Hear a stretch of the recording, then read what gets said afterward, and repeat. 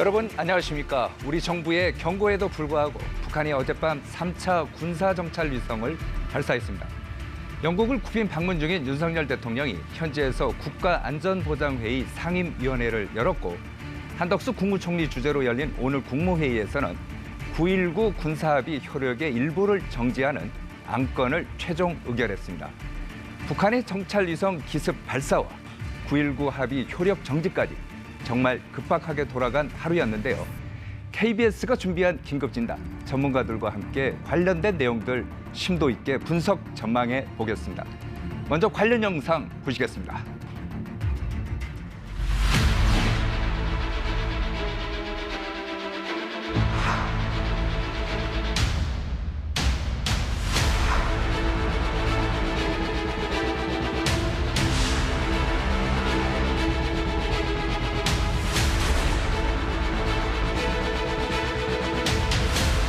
남북 간 상호 신뢰가 회복될 때까지 9.19 군사 합의 효력의 일부를 정지하는 방안을 추진코자 합니다.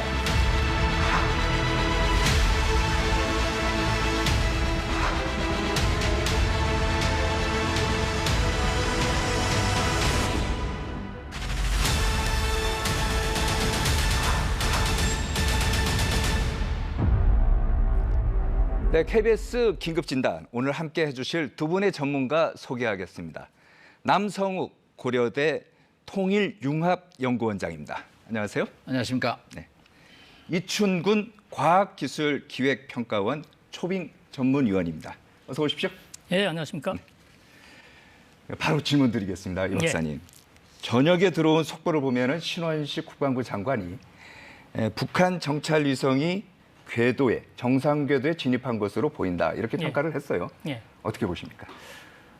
정확히 진입했다라고 하는데, 그 진입했다라고 하는 위성 궤도의 품질이 경우에 따라 좀 달라질 거라고 저는 생각을 합니다. 예를 들어서 북한이 과거에 그 발사할 때는 발사한 후에 그 원지점 궤도, 근지점 궤도, 그다음에 경사각, 손해 주기 같은 것을 정밀하게 발표를 했거든요. 그런데 이번에는 전혀 발표를 안 했습니다. 안 했어요? 예.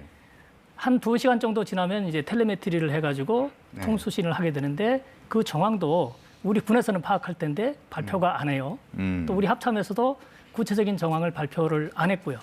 또 일본의 어느 일각 발표를 보면은 위성의 속도가 좀 느렸다, 이렇게 얘기를 하거든요.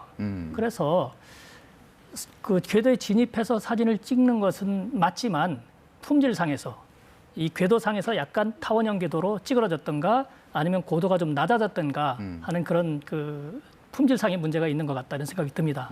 이렇게 되면은 위성의 수명이 좀 짧아지는 경우가 생깁니다. 예.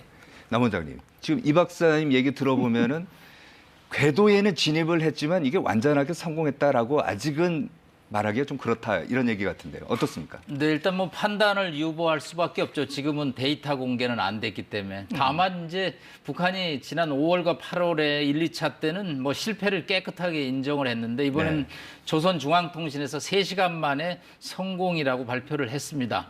일단 신 장관 입장으로 볼 때는 이 지상과의 교신이 이루어지고 있는 것을 한미 정보당국이 파악한 것이 아니겠느냐. 일단 그런 차원에서 성공이라고 간주를 하고 대응을 해야 될 것으로 보고 있고요. 또 북한이 이어서 괌에 대한 사진 정찰을 지금 시작했다.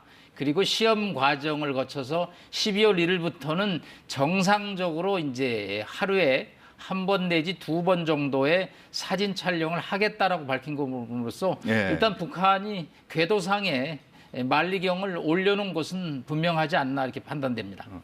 그러면은 이 박사님, 이게 성공했느냐 실패했느냐, 이 기준, 이거 어떻게 됩니까? 그거는 이제 종합 시스템으로 평가를 해야 되거든요. 발사체가 정상적으로 작동을 해서 위성을 궤도에 정확하게 진입했느냐.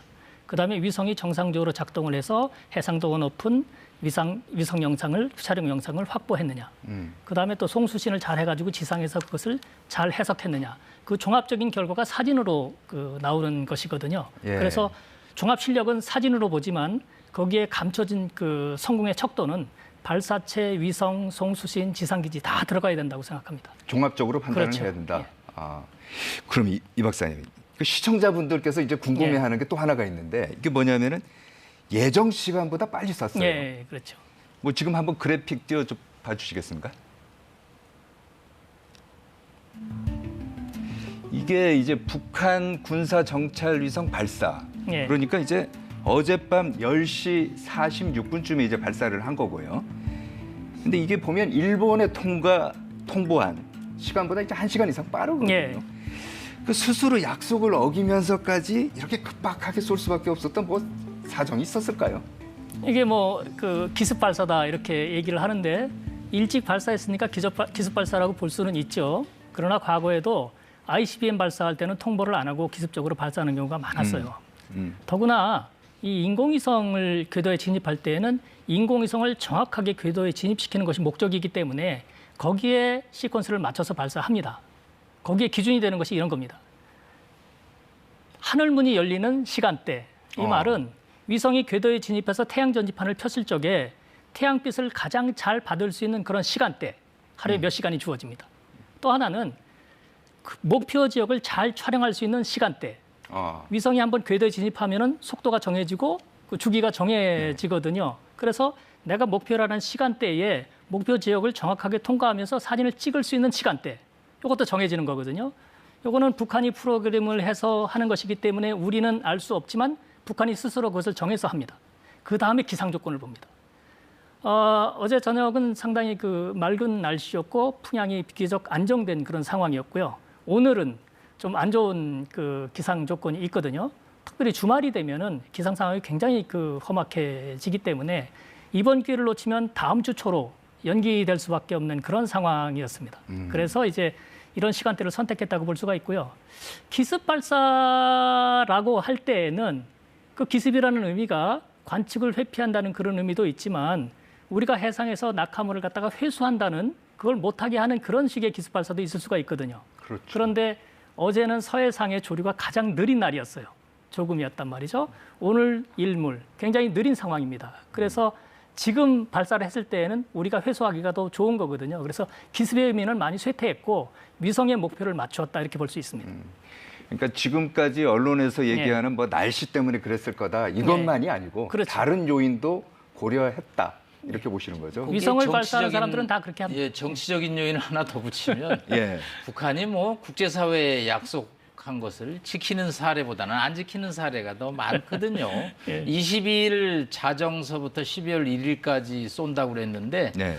이거는 뭐 국제사회 자신들이 이게 ICBM 발사가 아니고 인공위성 발사라는 것을 좀 국제법을 준수한다는 의미가 크거든요. 예. 그래서 거기서 뭐 1시간 17분을 땡겼다고 그래서 그것이 뭐 굉장히 기습 발사니 그런 것보다는 명분을 찾는 데 있어서 최대한 기상 조건을 고려하는 나름대로 정치적인 것 또 기술적인 거를 고려한 타이밍이라고 볼 수 있겠습니다. 제가 하나를 더 붙인다면 예, 예.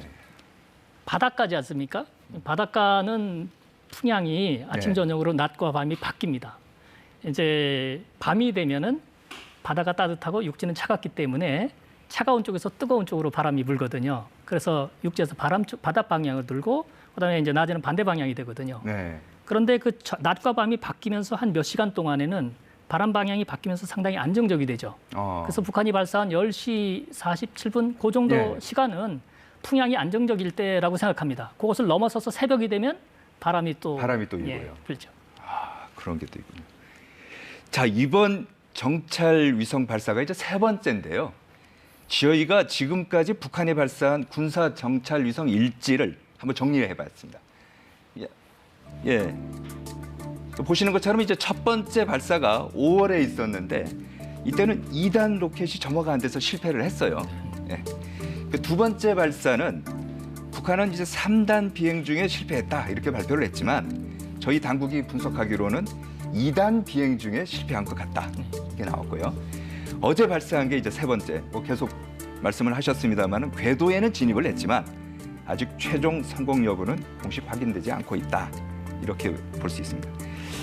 자, 이 박사님, 저기 보신 것처럼 1차, 2차, 3차, 뭐 3차에 뭐 궤도까지는 올렸습니다만은 이제 과거에 1차 발사했던 거, 2차 발사했던 거와 비교해 보면은 뭔가 그래도 기술이 좀 발전한 것 같다는 느낌은 들어요. 어떻게 보십니까? 예, 특별히 그 2단 고공 엔진이라고 하거든요. 네.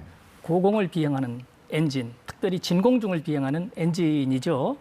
요거는 지상에서의 연소 시스템하고 달라요. 같은 엔진이라도 진공중이기 때문에 확장형 노즐을 쓰고 엔진의 연소 특성도 다르기 때문에 지상에서 일반적인 설비로 연소 시험을 하게 되면은 연소 불안정성 문제를 해소하기가 참 힘듭니다. 그래서 우리나라도 가지고 있는데 진공 챔버를 갖춘 연소 실험실에서 연소를 하면서 진공을 뽑으면서 연소를 하거든요. 근데 북한의 동창리 연소 시험장에는 그런 설비가 없습니다. 그래서 그냥 지상에서 실험을 해가지고 시뮬레이션해서 올리다 보니까 올라가서 불안정성이 나타나는 거죠. 그걸 잡기가 상당히 힘듭니다. 첨단 설비가 있어야 되고 경험도 있어야 되고 그것을 극복할 만한 그런 능력도 있어야 되는데 잘 못했다는 거죠. 거기에 이번에 그 러시아 기술자들이 와서 어느 정도의 도움을 주었다.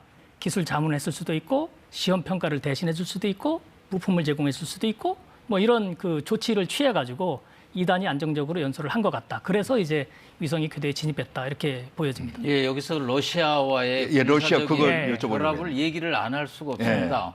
5월에 발사할 때 실패했고 예. 8월에 또 실패를 합니다. 그렇죠. 이거 한 번 더 실패하면 기술자들 다 아오지 탄광 갈 정도거든요. 예. 그런데 10월에 쏘겠다고 그랬습니다. 김정은 위원장이. 선언을 먼저 그런데, 했죠. 네. 예. 10월에 안 쏘고 갑자기 11월에 하는데 중간에 뭐가 있었냐면 9월 12일부터 김정은 위원장이 보스토친이 러시아의 우주 기지를 갑니다. 그리고 그렇죠. 우주 실물을 예. 직접 네. 보고 만져봅니다. 왜 시간이 늘어졌을까? 그 안에 이제 두 가지 시나리오가 있을 수 있는데 1단계 엔진 점화가 문제 있으면 엔진을 통째로 러시아에서 들어오는 방법이 있을 테고요. 두 번째 단분리에 문제가 있으면 요거는 뭐 접착이라든가 소프트웨어라든가 시스템만 고치면 될 수 있는데 정보 당국 입장에서는 러시아 기술자가 들어간 것은 뭐 단언을 하고 있습니다. 다만 엔진이라는 것은 뭐 화물로 들어갈 수 있기 때문에 외부에서 파악할 수는 없고요. 이 러시아의 군사적인 연합이 이 3차 위성 발사 성공과 상당한 연계성을 가질 수밖에 없다라는 추론을 할 수밖에 없습니다. 이것은 미국도 상당한 정도로 지금 의심을 하고 있죠. 이번에 뭐 2,000개 이상의 컨테이너에 포탄 100만 발이 북한에서 우크라이나 전선으로 넘어갔습니다. 예, 불법 무기 거래죠. 예. 예. 모스크바 크레물린궁이 부인을 했습니다. 그러나 러시아의 텔레그램에서 우리 친구들의 무기가 와서 잘 쓰고 있다라고 볼 때 분명히 주었다는 것이죠. 그러면 러시아로부터 김정은도 뭘 받았을 거라는 거죠. 그러면 역시 최고의 관심사 이 정찰 위성 기술이 아니겠나. 이 정찰 위성 기술은 단순한 사진 찍는 기술이 아니라 21년에 김정은이 5대 군사 목표 중에 하나입니다. 5대 군사 목표를 3대로 줄이면 ICBM 발사하고요. 핵잠수함이고 고도의 초음속 무기고 또 전략 핵기술인데 이 퍼즐이 맞춰집니다. 아무리 주먹을 갖고 있어도 눈이 나쁘면 상대방을 때릴 수 없죠. 그렇죠. 그런 차원에서 이 정찰 위성은 김정은으로서는 굉장히 필요한 작품이었고 이것을 러시아에게 무기를 주고 결국은 기술을 받은 것으로 추정을 할 수밖에 없습니다. 이 박사님 같은 경우는 특히 사회주의 그 무기 체제에 대해서 예, 예. 굉장히 정통하지 않습니까? 연구를 했습니다. 좀 더 구체적으로 어떤 기술, 뭘 필요로 했을까요? 예를 들어 뭐 통째로 발사체가 옮기거나 그랬으면 분명히 잡혔을 거예요. 그건 아닌 것 같은데. 예, 예. 발사체의 한정에서 얘기를 한다면 그 협력이라는 것이 좀 한정적이죠. 왜냐하면 1단을 북한이 쓰던 것을 쓴다는 거죠. 2단에서 문제가 생겼다는 것이고 이번에도 1단이 원래 쓰던 것 그대로인 것 같거든요. 백두산 엔진 두 개를 결합한 것이죠. 네. 그런데 그것이 원래 그 러시아가 개발해서 쓰던 RD-50 엔진을 기반으로 하고 있거든요. 그 엔진이 지상에서의 연소 1단에서의 특성과 2단에서의 특성이 다르다는 거죠. 그 2단에서의 고공에서의 특성을 북한 사람들이 제대로 컨트롤을 못했기 때문에 이번에 러시아가 그것을 지원해줬다 이렇게 볼 수가 있는 것이죠. 그러니까 어떤 대량의 그 화물을 운송해서 그 발사체를 지원하는 것보다는 북한이 가지고 있는 문제를 해결하는 방향으로 갔을 것이다 이렇게 보죠. 그래서 기술 자문을 했다. 시험 평가를 일정 정도 했다. 그다음에 일정한 그 부품이나 이런 쪽에서 러시아 것을 갖다 썼다. 원래 러시아 것을 개량한 것이기 때문에 러시아 제품들이 잘 들어갈 수 있는 거죠. 그래서 문제가 생기면 그 문제가 생기는 부분을 러시아의 부품이나 기술로 충분히 보완해 줄 수 있다 이렇게 생각하는 거죠. 네, 그러면은 잠시 북한이 얼마나 위성 발사에 공들여 왔는지 저희가 영상을 마련했는데요. 한번 영상 띄워봐 주시겠습니까? 네, 지금 보시는 영상은 지난 4월 북한이 공개한 건데요. 그러니까 1차 군사정찰 위성 발사 전입니다. 김정은 북한 국무위원장이 국가우주개발국을 현지 지도하고 있고요. 여기서 김 위원장은 정찰 위성 발사를 성공하기 위해서는 비상설 위성발사 준비위원회를 구성하라 이렇게 지시한 것으로 알려지고 있습니다. 자, 그러니까 두 분 이제 보실 때 표면적으로는 우주 개발이라고 북한이 얘기를 하고 있는데 이미 오래전부터 정찰 위성 여기 관심이 있었던 거 아니냐 이런 분석이 나와요. 네, 맞습니다. 저는 이제 북한의 국가과학원 산하 조직들을 많이 보고 있는데 90년대에 벌써 과학원 산하 조직에 지리학 연구소에서 위성 쪽 그 위성 자료 해석 쪽 그 연구소가 있었고요. 그다음에 리모트 센싱 그 지상 관제하는 연구소가 있었어요. 그래서 중국이나 다른 나라로부터 위성 자료를 받아가지고 그것을 해석해서 뭐 농작물 상황을 분석한다든지 도로 건설을 한다든지 아니면 도시 건설을 할 때 참고하는 것을 봤거든요. 그런데 2000년대 초반에 들어와서 국가우주개발국이 설립이 되면서 과학원 산하에서 그 조직들이 다 없어졌어요. 지리학 연구소도 크게 개편됐습니다. 그거는 그 조직들이 국가우주개발국으로 갔다는 것이거든요. 원래 위성을 연구하고 개발하던 조직들, 인력들이 그쪽으로 가서 그것을 개발한 거니까. 그리고 국가과학설계획에서 그것을 연구하고 있었으니까 상당히 오래전부터 이것을 준비해 왔다 이렇게 볼 수 있습니다. 중국 네, 같은 경우도 마찬가지였어요. 네, 오늘 이렇게 사진에 보면 두 가지가 좀 특징적인데 네. 왜 김주에 없을까? 그러니까 잠깐만 계십시오. 네. 그 이번 그 영상 사진 한번 띄워봐 주시겠습니까? 네, 이상한 무슨 자, 이거 복장을 보시면 하고 있죠. 네. 지금까지 이게 참 네, 질문을 그러죠. 드리기가 좀 그러긴 한데 네. 답변을 할 수 있을지 없을지 제가 몰라서 좀 죄송하긴 한데 이거 보면은 김 위원장이 지금까지는 항상 그 딸 주애를 데리고 나왔거든요. 근데 이거 보시면은 가운데 위원장이 있고 나머지는 뭐 그 연구원인지 같이 네, 작업하시는 분들인지 뭐 하여튼 네. 있는데 주애가 없어요. 왜 없는 오늘은 거예요? 김주애가 필요 없죠. 필요 오늘은, 없다고요? 네, 정찰위성 3차 발사 성공의 날이죠. 저 자체로도 빅뉴스죠. 그리고 김 위원장이 인민들한테 자부심과 자긍심을 보여주는 날이죠. 구태여 조연이 필요 없는 거죠. 여태까지 김주애가 나온 한 10대 차례의 사진을 저희가 분석해 보면 주로 이벤트를 좀 만들어 보고 싶은 뭔가 뉴스를 만들어야 되는 시절에 김주애가 꼭 나타납니다. 예를 들어서 열병식에 갑자기 박정천이라는 별 4개짜리 옆에 앉습니다. 그러면 박정천 그 사진보다는 김주애를 보는 거죠. 재밌다, 특이하다. 저 사람이 후계자인가? 근데 오늘은 3차 정찰위성 성공의 날이기 때문에 김정은 위원장한테 집중될 수밖에 없죠. 김정은이 이것이 상당한 고뇌 끝에 오늘 개발에 성공한 또 다른 증거는 저 사진 한 번만 보여주시겠습니까? 사진을 네, 다시 보면요. 한번 띄워봐 주시겠습니까? 김정은의 오늘 흰머리가 아까 사진이요? 흰머리가 상당히 부각이 됩니다. 네. 이충 박사님 흰머리 좀 나오셨는데 예, 김정은 오늘 예. 클로즈업 예. 시키면 상당한 흰머리가 보이죠. 흰머리요. 예, 39인데 나름대로 저거 만든다고 고생했다라는 뜻이죠. 뭐 39에 세치를 다른 데 같았으면 아마 저거 염색하고 나왔을 텐데 예. 오늘 아마 흰머리를 그대로 노출하는 사진을 공개해서 볼 때 나름대로 이 3차 정찰위성 개발에 상당한 노력을 했고 공을 했고 인민들에게 하나의 알아달라는 메시지이죠. 아, 우리 위원장께서 저렇게 고생을 해서 정찰위성을 했구나. 저걸 업적으로 우리가 인정을 해줘야 된다. 이런 정치적인 시나리오가 밑에 깔려 있는 사진이라고 볼 수 있겠습니다. 그럼 원장님 말씀을 이렇게 정리를 해보면은 이번에 자신이 있었네요. 처음부터. 네, 특히 러시아 기술진의 자문을 받은 게 결정적이라고 봅니다. 그리고 10월 예정에서 5월, 8월, 10월이 시퀀스상으로 맞거든요.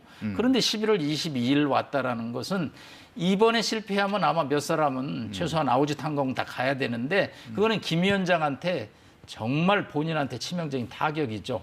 오늘은 반드시 성공시켜야 하기 때문에 러시아 기술진의 협조가 절대적으로 도움이 됐을 거고 이 사진을 만들기 위해서 노력을 한 것이죠. 그래서 오늘은 김주애가 필요 없었고 흰머리 그대로 모습을 보임으로써 인민들한테 노력하는 지도자, 우리 지도자의 업적이라고 저거를 선전해도 통할 수 있는 그런 분위기를 조성했다고 볼 수 있겠습니다. 이 알겠습니다. 사진을 보면 예.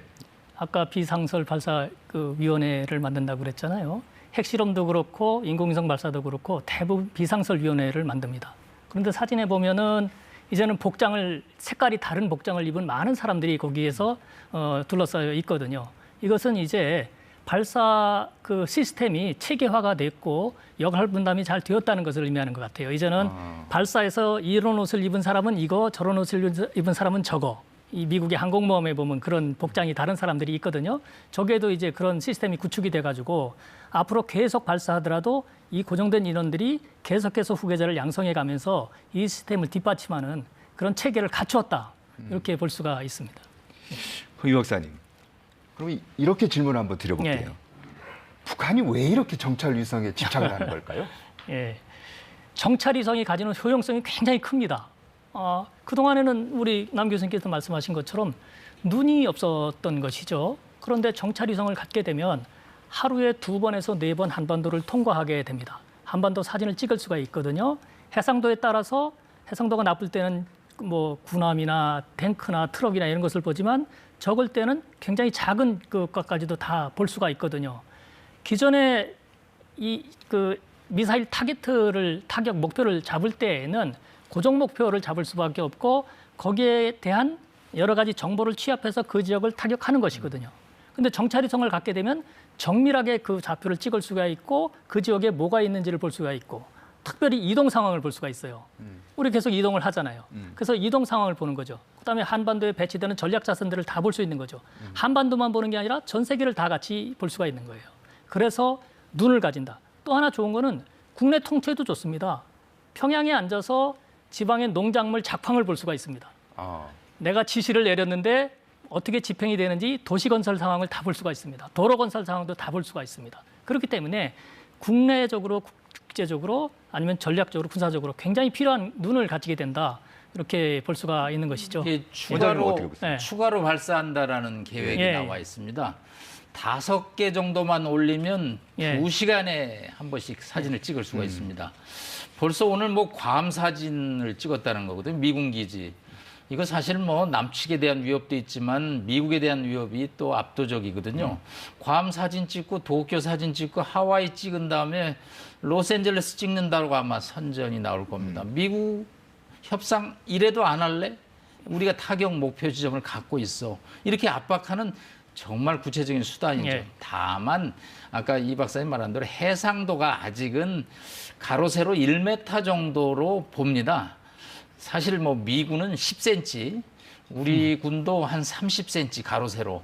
그러니까 우리가 KBS TV를 보는지 지금 뭐 다른 방송을 보는지 정도 잡아낼 수 있다는 해상도가 거죠. 떨어지니까. 해상도가. 예. 그렇지만 이 해상도도 기술이 어느 정도 단계에 올라가면 갑자기 또 발전이 됩니다. 몇 단계의 그 난관을 극복하면. 그렇기 때문에 이 가로 세로 1m의 해상도가 특히 이 문제가 러시아가 또 아주 탑 테크놀로지 기술이 좋습니다. 그래요? 네. 그러니까 러시아가 뭐 이런 정도 또 기술을 안 주겠습니까? 포탄 받아가면서 그러면 금방 남측 30cm 수준까지 내려오면 서울 시내에서 뭐 우리가 어느 지역을 지금 이동하고 있는지 뭐 병력의 이동 상황뿐만 아니라 여러 가지 군사 무기 배치 상황까지 파악할 수 있기 때문에 북한으로서는 뭐 무기 개발에 날개를 달았다라는 그런 표현이기 때문에 저희가 위협을 느끼지 않을 수가 없는 거죠. 아까 이 박사님 얘기를 들어보면은 눈을 가졌다. 우리 이제 움직임 같은 거를 파악할 수 있는 눈을 가졌다는 것뿐만 아니라 탄도미사일 운용에도 굉장히 탄력이 붙을 것이다. 이 얘기를 잠깐 하셨는데 어떤 얘기죠? 네, 일단 뭐 북한이 ICBM 기술이 5대 목표 중에 하나고 이번 만리경도 그 일환이라고 그럽니다. ICBM 대륙간 탄도미사일 누구를 쏘겠습니까? 로스앤젤레스, 시애틀, 샌프란시스코, 워싱턴을 겨냥하는 것이죠. 그런데 멀리 떨어져 있는데 과연 타격을 정확하게 할 수 있겠느냐? 바로 정밀 망원경, 만리경이 필요했던 것이죠. 그래서 결국은 이제 ICBM에 이 기술을 장착시키면 결합이 되면 주먹이 센 복서가 눈까지 좋아짐으로써 상대방에게 치명적인 타격을 줄 수 있다라는 것이죠. 그렇죠. 이게 한미 군사정보당국이 이제 우려하고 이러기 위해서는 이제 북한의 움직임을 우리가 이제 먼저 탐지해야 되는 그런 지금 숙제를 안고 있기 때문에 9.19 군사합의의 유용성이 도마 위에 지금 오르고 있습니다. 자, 그러면은 정리를 하면 이런 것 같습니다. 북한이 이 정찰 위성이라는 것이 한미일 군사 행동을 북한 독자적으로 감시 감찰할 수 있는 눈을 갖게 된다. 눈을 갖게 된다는 거. 그리고 또 하나는 위성 보유를 함으로써 북한의 탄도미사일 운용 능력이 굉장히 향상될 것이다. 요게 이제 우리도 이제 걱정하는 게 요거 같고요. 자, 그러면 원장님, 그 우리도 이제 군사 정찰 위성 지금 쏘지 않습니까? 이달 말인가요? 30일인가요? 우리 정찰 위성하고 비교하면 어떻습니까? 뭐 쉽게 말하면 우리끼리 SAR, SARS가 이제 대학생이면 저기는 지금 이제 중학교 입학한 정도로 평가가 될 정도로 기술 격차가 있죠. 정말 우리는 뭐 ICBM 발사하려고 그거 개발하는 게 아니고 정말 북한의 위협을 사전에 탐지하기 위해서 정말 위성을 발사하는 것이죠. 그렇기 때문에 뭐 해상도도 아까 이 박사님 말한 대로 가로 세로 30cm까지 파악을 합니다. 북한의 김정은의 동선까지 다 찾아볼 수가 있죠. 이거 절대 남을 위협하게 한 것이 아니죠. 저희는 방어적인 측면입니다. 북한의 도발을 사전에 탐지하고 억제하기 위한 것이죠. 그러나 북한은 탄도미사일 금지가 돼 있는 유엔 안보리 제재를 받고 있는 국가가 ICBM 발사를 위한 만리경을 탑재해서 하는 것은 유엔 안보리 제재 결의안 위반입니다. 그렇기 때문에 저희가 이 밤에 이렇게 걱정을 하고 또 대책을 세울 수밖에 없는 그런 상황인 것이죠. 위성이라고 하는 것이 종류가 상당히 다양합니다. 그래서 이번에 30일 날 우리가 발사하는 거는 그 4.25 사업에서 EOIO 그 위성이라고 하거든요.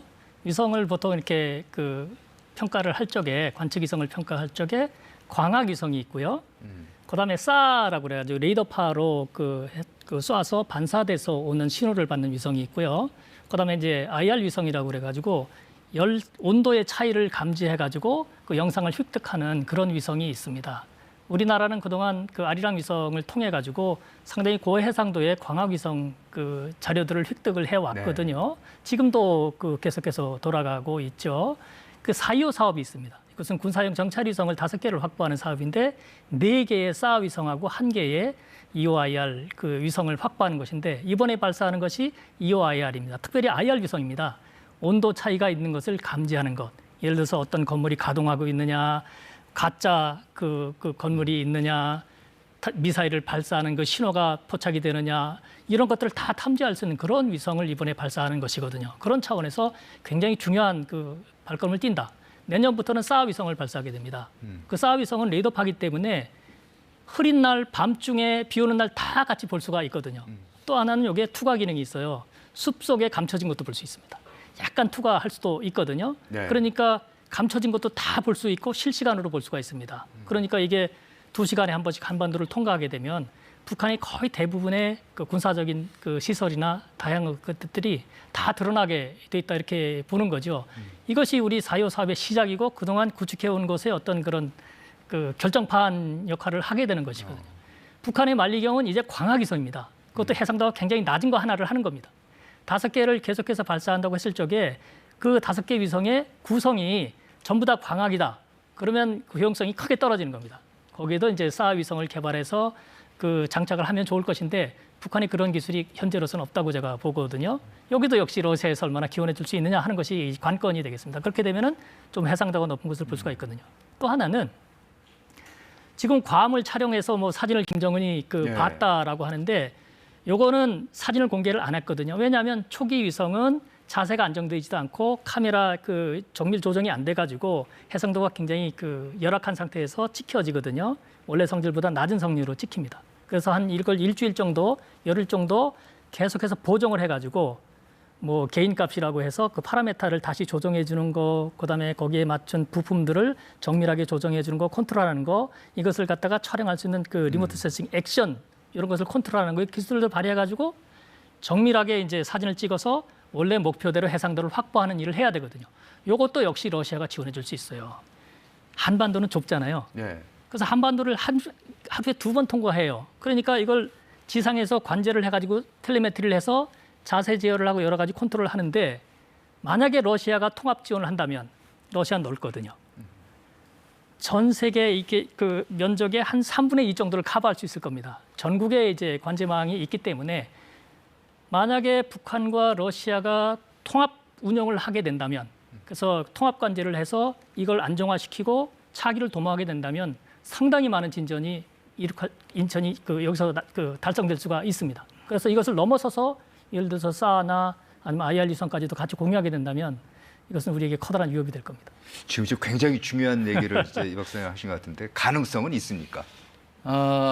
일단 모스크바가 외형상은 부인을 합니다. 왜냐하면 유엔 안보리 상임이사국이 유엔 안보리 제재를 받고 있는 불량 국가를 상대로 군사적인 결탕을 해서 첨단 이런 기술을 전수하는 것은 국제사회에서 있을 수가 없는 일이거든요. 네. 그래서 지난번에 무기 거래 자체도 크레물린 당국이 공식적으로는 부인을 했습니다. 그러나 뭐 뒤에서 우크라이나 당국이 무기를 획득하고 또 텔레그램에 뭐 그런 것이 올라옴으로써 밝혀졌기 때문에 러시아가 이렇게 대놓고서는 뭐 정찰 위성 기술 지원이라든가 해상도 뭐 통합 관제 이런 진전된 기술에 관해서는 상당히 조심을 할 것으로 보입니다만은 뭐 지금 우크라이나 전쟁에서 푸틴 대통령이 코너에 자꾸 몰리기 때문에 뭐 미국을 자극하는 행동으로 볼 때 북한과 뭐 결탁을 하는 것은 가능성을 배제하기는 좀 어려운 상황이고요.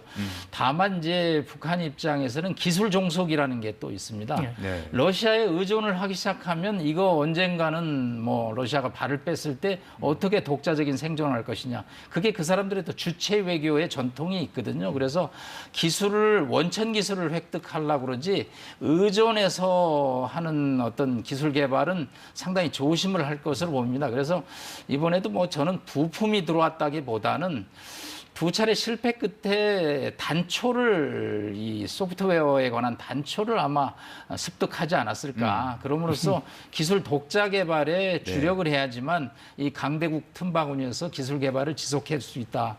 이런 차원에서 뭐 이 박사님 우려하는 중장기적인 그런 기술 협력 가능성은 있지만 단기적으로는 러시아가 일단 조심은 할 것으로 보입니다. 근데 그럼에도 불구하고 북한은 이미 예고를 했지 않습니까? 추가로 이제 위성 발사를 하겠다 이런 예고를 이제 했고, 이제 우리는 우리대로 이제 정찰 위성을 또 하고 이렇게 하다 보면은 정찰 위성 발사에 대해서 이제 남북이 경쟁을 하면서 군사적인 좀 긴장이 될 거 뭐 이런 우려는 없습니까? 네, 오늘 뭐 외신에도 남북한이 이거 군사정찰 뭐 일주일 간격으로 레이스를 벌이고 있다. 그리고 한반도가 새로운 차원의 긴장이 고조되고 있는데 여기서 한 가지 분명히 말씀드릴 것은 저희는 방어용이고 네. 북한은 공격용이라는 것이죠. 북한은 ICBM 발사를 위한 하나의 보조 기술이고 저희는 북한의 도발을 사전에 탐지해서 이를 억제하기 위한 방어용 기술이기 때문에 뭐 군사 기술 경쟁을 한다는 표현은 뭐 적절치는 않고요. 네. 다만 우리는 우리의 안보를 지키는 데 있어서 상당한 어려움이 있습니다. 왜? 그거는 북한은 핵무기를 가지고 있고 저희는 재래식 무기만 가지고 있기 때문에 이 북한의 핵으로 그것이 또 만리경이 탑재된 정찰 위성으로 ICBM 탄도미사일 기술로 우리 수도권을 공격한다면 우리가 어떻게 방어할 것이냐. 여기에 우리 안보에 고민이 있는 것이죠. 그래서 재래식 무기를 가진 국가와 핵무기를 가진 국가가 레이스를 벌인다라는 표현이 뭐 일면 또 타당하기도 하고 일면 맞지도 않는데 하여튼 우리 입장에서는 뭐 북한의 네. 도발을 감시해야 되는 지금 숙제를 안고 있습니다. 저도 이제 보면 네. 정찰 위성이라고 하는 것은 이제 세계적인 추세가 되었고 이제 전장이 우주로 확장이 되어서 이제 전 세계적으로 선진국들은 대부분 우주군을 창설을 하고 있고 우리나라도 역시 그런 추세에 있거든요. 그래서 단순히 북한만을 의식하지 않더라도 이것은 세계적인 추세고 우리 군이 앞으로 나아갈 방향이라고 생각을 하고 우리 군의 어떤 그런 작전 능력을 높이기 위해서 우주를 개척해야 되고 거기에 필요한 것이 이런 위성들이다 이렇게 네. 볼 수가 있거든요. 우리가 전 세계에서 수송망을 가지고 있고 많은 자원을 투자를 하고 있고 그런 쪽에서 경영을 하고 있는데 거기에 우리의 가진 위성들이 필요하다는 거죠. 그래서 이런 시스템을 갖춰 나가는 것이고요. 그렇기 때문에 우리가 북한보다 월등히 우수한 시스템을 가지고 있지만 선진국과 경쟁하기 위해서 또 일정 정도의 우리가 수준을 넘어서는 그런 개발을 해야 된다는 것이고요. 북한은 러시아와 협력을 해서 이번에 가장 기본적인 시스템을 하나 완성해 보겠다라는 것이기 때문에 이제 출범이다 이렇게 볼 수가 있는 거죠. 원장님, 이 뭐 좀 화제를 좀 바꿔갖고요. 이제 어쨌든 간에 이제 우리 대비 태세, 우리는 뭘 해야 되느냐. 오늘 이제 토론의 주제도 그겁니다만은. 자, 그렇다면은 오늘 이제 정부가 국무총리 주재로 임시 국무회의를 열고 9.19 이제 군사 합의 효력의 일부를 정지한다 이렇게 의결을 했어요. 자, 이거 이렇게 되면은 뭐 해상, 지상, 공중 중에서 일단은 공중 부분에 대한 완충 지역을 안 하겠다 뭐 이건데 어떻게 평가하십니까? 일단 9.19 군사 합의의 1조 3항의 효력을 정지시키는 결정을 오늘 국무회의를 열어서 했습니다. 윤석열 대통령이 영국에 계시기 때문에 한 국무총리가 처리를 했던 것이죠. 일단 뭐 사전에 국방부 장관이 몇 차례 예고를 했고 경고를 했습니다. 그러나 북한이 우리의 경고를 듣지 않았고 정부는 이제 일부 효력 정지를 했습니다. 이 9.19 군사 합의는 6개 조로 돼 있습니다. 그중에 1조 3항을 정지시킨 것은 지금 사회자끼리 말씀한 대로 고정익 이 비행체의 경우는 40km 지점에서 못하고 회전 헬기는 15km에서 못합니다. 이제 이런 제약 조건 때문에 북한의 활동을 저희가 탐지하는데 상당한 어려움을 겪었습니다. 사실 9.19 군사합의는 출발부터 좀 동등하지 않았죠. 왜냐하면 비무장지대에서 군사분계선에서 서울 수도권까지는 40km고 북한의 경우는 평양까지 140km인데 똑같이 군사 활동을 제한하는 합의를 한다라는 것은 이거는 이해할 수가 없는 조치였죠. 그러다 보니까 뭐 백령도에서 K9 자주포 훈련을 할 수가 없습니다. 그래서 배 싣고 저 포항 가서 훈련하고 다시 갈 정도가 되고요. 적의 활동을 탐지할 수가 없습니다. 발을 묶어놨던 거죠. 지난 5년 동안. 뭐 북한이 또 18차례나 9.19 군사합의를 위반했습니다. 그래도 지난 정부가 이거 스탑시키지 않았거든요. 뭐 윤석열 정부도 9.19 군사합의를 지키려고 하고 있습니다. 그러나 북한이 경고에도 불구하고 정찰위성을 발사했기 때문에 이제 9.19 군사합의의 나머지 조항들이 계속 문제가 될 것입니다. 만약에 5개 정도의 뭐 추가 발사가 이루어지면 정부는 나머지 5개 조항도 뭐 효력을 정지시킬 수밖에 없는 그런 어려움을 감고 있습니다. 이 박사님은 어떻게 보십니까? 저도 뭐 비슷한 생각입니다. 9.19 군사합의 중에서 우리 수도권 방어에 불리한 요소가 있었기 때문에 그 부분을 보완하는 차원이라고 생각을 하고요. 완전하게 다 폐지한 것은 아니고 부분적으로 폐지한 것이기 때문에 일정 정도의 효력이 있다고 생각합니다. 우리 남 교수님께서 말씀하신 것처럼 우리나라의 정찰 자산이 굉장히 좋습니다. 그리고 이제 4.25 사업이 완성이 되면 굳이 그런 것을 정지하면서까지 우리의 능력을 갖다가 펼칠 필요가 있느냐 이런 얘기도 나오거든요. 그러나 휴전선에서 우리가 항공으로 정찰하는 것과 위성으로 정찰하는 것은 커다란 차이가 있습니다. 위성은 한번 지나가는 것이지만은 항공 정찰은 근접해서 정찰할 수 있고 그다음에 내가 원하는 시간에 원하는 목표를 정찰할 수 있고 거기에 체류하면서 장시간 정찰할 수 있다는 그런 특성이 있거든요. 이제 그런 특성을 잘 발휘해서 이런 우리의 어떤 전력을 확장시키는 그런 방향으로 이제 노력을 하고 있는 것 같습니다. 그럼 이제 앞으로 효력 정지가 이렇게 되면은 그럼 이제 좀 더 구체적으로 저희 같은 경우는 어떠한 효과가 있죠? 일단은 이제 정찰 자산 지금 이 박사님 말씀한 활동들이 이 군사분계선 이남에서 자유롭게 공중에서 일단 활동이 재개될 것으로 보입니다. 뭐 여기에도 굴하지 않고 북한이 또 4차 정찰 위성 5차, 6차를 발표한다면 이제 나머지 조항들이 다 정지가 되겠죠.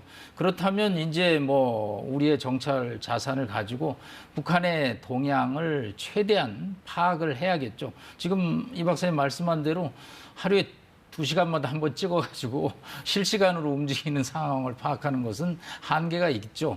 특히 이번 하마스의 이스라엘 공격은 기습입니다. 기습. 네. 현대전은 기습이거든요. 기습을 막기 위해서는 24시간 감시 체제가 불가피하고요.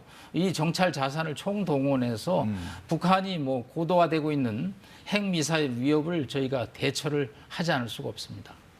이번 같은 경우는 이제 공중에 대해서만 일단은 얘기 나왔는데 예. 어떻습니까? 지상과 해상에도 앞으로 그건 물론 이제 북한의 태도에 따라서 뭐 다르긴 하겠습니다만 더 추가적으로 갈 필요도 있다 이렇게 생각하십니까? 제가 생각하기에는 우리가 가진 역량이 상당히 크기 때문에 너무 과도하게 하는 것은 뭐 저는 좀 주저하는 그런 그렇죠. 입장입니다. 네. 제가 고향이 자유다리 앞 출신이라서 항상 긴장 속에서 많이 살아왔거든요. 그래서 이번 조치는 수도권을 보호하기 위해서 정말로 필요한 조치였다. 그리고 우리 어떤 정찰 자산을 활용하는 면에 있어서 시간적인 장소적인 제한이 많았기 때문에 그것을 해소하는 차원이었다. 특별히 핵에 대한 대응력을 높이기 위해서 만든 것이었다. 이렇게 생각이 들거든요. 그 차원에서 이 효력 정지의 효과를 잘 한번 살펴보고 북한이 어떻게 대응하는가에 따라서 추가 조치가 필요한지를 검토해야 된다. 이렇게 보죠. 그러니까 북한의 어떤 도발에 대응하는 차원에서 이 조치를 해소한다기보다는 종합적인 네. 우리 어떤 그런 정찰 자산이라 할지 전술 전략을 기반에 깔고 이 문제를 좀 살펴볼 필요가 있다. 이렇게 봅니다. 원장님, 지금 이 박사님이 말씀하신 것처럼 좀 북한의 태도를 보면서 갈 필요도 있다. 그리고 또 하나는 일부에서는 이 9.19 군사 합의라는 것이 남북 평화의 디딤돌이다. 이렇게 주장하는 분들도 많거든요. 그렇다면은 실제로 뭐 북한이 도발이 줄었다는 주장도 있고요. 이거 어떻게 보십니까? 저도 좀 그랬으면 좋겠습니다. 근데 9.19 군사합의 5년 동안에 이 합의라는 것이 누가 지키고 누가 안 지켰는지를 한번 역사를 보면 18번의 위반이 됐습니다. 저희는 한 번도 위반하지 않습니다. 심지어 김정은 위원장 창린도에 와서 포연습을 합니다. 그런 거 하지 않기로 한 거거든요. 저희의 가장 큰 걱정은 이번에 하마스의 기습 공격에서 봤듯이 이 수도권은 1,000만, 1,500만이 살고 있는 밀집 지역입니다. 그런데 여기에 대해서 상시 감시 정찰 활동을 못하는 것은 저희의 손발을 묶는 것이죠. 북한이 원하는 겁니다. 북한이 도발하지 않으면 저희가 왜 대응을 하겠습니까? 북한이 9.19 합의를 준수하면 저희가 왜 준수 안 하겠습니까? 모든 합의는 상대적이죠. 평양은 140km 떨어져 있고 서울은 40km 떨어져 있습니다. 이게 어떻게 평화의 디딤돌이 되었습니까?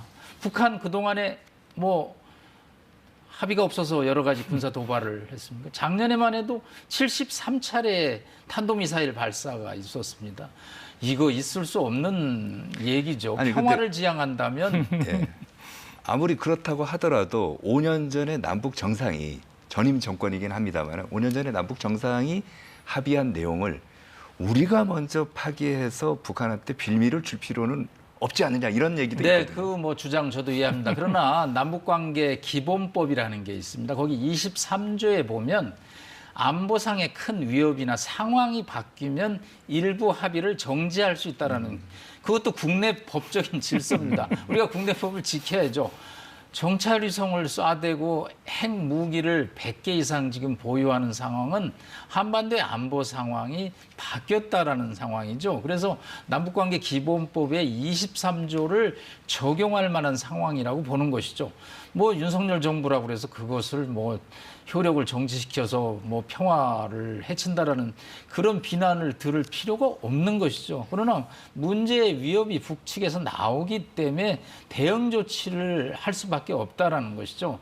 그렇기 때문에 합의를 깬다라는 측면보다는 상황 변화에서 남북관계 기본법 23조를 적용할 수 없는 이 상황을 조금 냉정하게 직시해야 된다고 봅니다. 네. 자, 이번에는 이제 또 주제를 바꿔서 한미일 공동 대응 이것도 이제 관심사 아닙니까? 우리만의 대응할 건 아니고요. 이 부분에 대해서 한번 얘기를 해보겠습니다. 이 박사님, 북한의 군사 정찰 위성에 대응하기 위해서 한미일 3국이 한반도 근해에서 연합 해상 훈련을 지금 하고 있는 걸로 협의하고 있는 걸로 지금 알고 있는데 이렇게 되면 효과가 있습니까? 어떻습니까? 저는 이런 연합 훈련은 우리의 어떤 기본적인 전략 전술 전기를 연마하기 위해서 하는 훈련이다 이렇게 보거든요.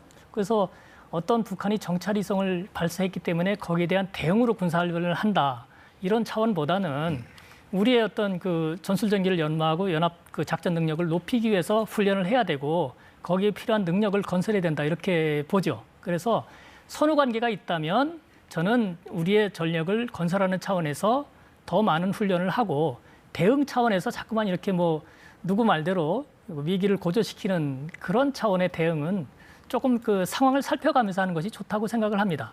이번에 그 우리가 연합훈련을 하는 것이 꼭 정말 북한이 그 정체 대상을 발사했기 때문에 하는 그 연합훈련이냐. 우리가 그 정치권에서 그런 말을 하더라도 실제적으로 거기에 참여하는 군인들이나 이런 그 당국자들은 이것은 정확하게 한미일 연합훈련을 하고 그것에서 전술 전기를 연마하고 능력을 키우기 위해서 하는 것이고 거기에 최종적인 그 대응은 핵이죠. 그래서 북한 핵에 대한 대응으로 연합훈련을 하는 것이다. 저는 그렇게 봅니다. 알겠습니다.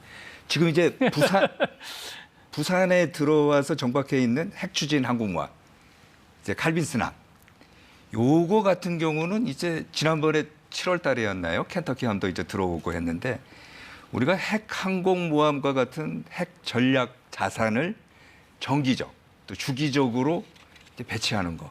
이것도 하나의 방법이 되지 않을까요? 네, 이건 어떻습니까? 뭐 한미 정상회담 워싱턴 선언에서 논의된 사항이죠. 한국이 핵이 없기 때문에 북한의 핵 위협에 대해서 불안하기 때문에 미국 측은 한국에다가 확장 억제, 거기 앞에 상시라는 단어가 붙습니다. 1년 12달 24시간 하는 안보 보장을 하는 것이죠. 그래서 칼빈슨 함이 이제 들어와 있습니다. 마침 또 윤석열 대통령이 영국을 방문하고 있었고요. 또 에이펙 회의가 있었고요. 미국 입장에서는 한반도의 안정이 중요하다고 보는 것이죠. 왜냐하면 중동에 지금 또 화약고가 터져 있고요. 우크라이나 전쟁이 1년 10개월 이상 진행되고 있습니다. 동북아가 북한의 어떤 불장난으로 위험에 빠진다면 미국으로서는 전선이 또 확대가 되는 측면이 있기 때문에 사전에 일종의 여러 가지 힘의 균형을 맞추는 노력을 하고 있고요. 한미 일일 군사훈련이라는 표현을 쓰셨는데 정확하게는 이제 한미 군사훈련이죠. 일단 뭐 훈련하지 않는 군대는 실전에서 피를 흘릴 수밖에 없습니다. 그래서 한미가 동맹에 의해서 실전과 같은 훈련을 함으로써 북한의 군사적 도발을 억제하고 또 우리의 군사 대응 능력을 키우는 것은 뭐 자연스러운 일이라고 볼 수 있겠습니다. 네. 이 박사님, 마지막으로 이거 하나 질문을 좀 드리고 싶은 게 남북 간의 이제 군사적 긴장이 날로 이제 증가하고 있는데 일각에서는 남북은 물론이고 북미 간에도 대화 채널은 필요하지 않냐. 그러니까 북한을 대화의 테이블로 이렇게 끌어오는 유인책도 필요하지 않겠느냐. 이거에 대해서는 어떻게 생각하십니까? 저는 그런 의견에는 동의합니다. 제가 원래 북한을 연구하게 된 것도 남북한 과학술 협력을 하면서 그 북한에 뛰어들게 되었고 북한을 15번 다녀왔거든요. 거기서도 순수하게 기술을 연마하는 사람이 있고 일반 국민들의 그 복리 증진을 위해서 연구하는 사람들이 많이 있고 열정을 가진 사람들이 많이 있거든요. 비정치적인 사람들도 많이 있습니다. 그런 사람들은 우리가 좀 품었으면 좋겠습니다. 그래서 대화의 물꼬는 항상 필요하고 비정치적인 분야, 비군사적인 분야에서 협력이 필요하다고 생각을 합니다. 북미 간에도 역시 마찬가지고 군사적인 긴장이 있을 적에 그런 쪽에서 쌓아놨던 그런 채널이나 어떤 신뢰관계가 많은 도움이 될 것이라고 생각을 합니다. 네. 다만 이렇게 긴장 관계가 고조가 되면 그동안의 경험에 의하면 북한이 이런 일반적인 협력까지도 다 막았기 때문에 뭐 어려움이 있죠. 네, 고맙습니다. 오늘 이제 바쁘신데 발언해도 될까요? 예, 짧게. 네. 짧게 한번 해주세요. 네, 이게 대화할 시간이 있고 또 북한의 도발을 억제해야 되는 시간인데 지금은 후자의 시간인 것 같습니다. 아무래도 북한이 착한 행동을 하면 대화는 저절로 이루어집니다. 그러나 북한이 나쁜 행동을 하면 대화는 멀어질 수밖에 없습니다. 김정은 위원장이 러시아와 군사 결탁을 하는 것은 동북아의 안보 불안으로서 한미가 이것을 억제해야 되는 것은 지금 시대적인 소명이라고 생각합니다. 네. 자, 오늘 고맙습니다. 늦은 시간 출연해 주셔서 다시 한번 감사드립니다. 네. 감사합니다. 네, 긴급 진단 오늘 순서는 여기서 마치겠습니다. 시청해 주신 여러분 감사합니다.